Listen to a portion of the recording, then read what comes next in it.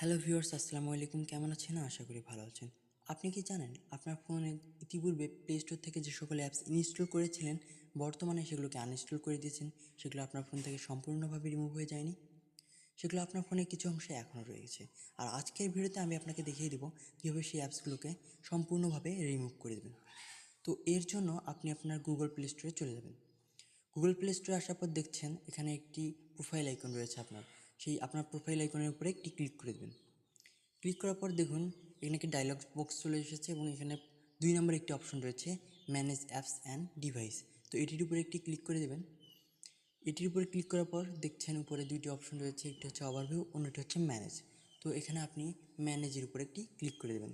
তো ম্যানেজের উপরে ক্লিক করার পর দেখতে পাচ্ছেন এখানে একটি অপশন রয়েছে, সেটি হচ্ছে ইনস্টলড। তো এই অপশনটির উপরে একটি ক্লিক করে দেবেন। ক্লিক করার পর দেখুন নিচের দিকে 2টি অপশন চলে এসেছে, একটি হচ্ছে ইনস্টল, অন্যটি হচ্ছে নট ইনস্টল। তো আপনি নট ইনস্টলের উপরে একটি ক্লিক করে দেবেন। তো দেখুন এখানে চলে এসেছে আপনার অ্যাপসগুলো, যেগুলো আপনি ইতিপূর্বে প্লে স্টোর থেকে ইনস্টল করেছিলেন এবং আনইনস্টলও করে দিয়েছিলেন, তবুও এগুলোকে শো করছে। তো আপনি এগুলোকে রিমুভ করার জন্য প্রথমে এগুলোর পাশে থাকা ফাঁকা বক্সগুলোর উপরে একটি করে ক্লিক করে দেবেন। তো দেখুন ক্লিক করার পর এগুলোতে নীল বর্ণ ধারণ করছে এবং নীল বর্ণের মাঝখানে একটি সাদা টিকমার্ক উঠছে, অর্থাৎ এগুলো সিলেক্টেড হয়ে যাচ্ছে। তো এগুলোকে এভাবে সিলেক্ট করার পর দেখুন ডান পাশের কর্নারে একটি আইকন রয়েছে, ডিলেট আইকন, যেটিতে মাঝখানে ক্রস চিহ্ন রয়েছে। তো এটির উপর একটি ক্লিক করে দেবেন। ক্লিক করার পর দেখুন এখানে রিমুভ অপশন চলে এসেছে, ডায়লগ বক্সের মধ্যে রিমুভ শো করছে। তো আপনারা এবার রিমুভ অপশনে ক্লিক করে দেবেন।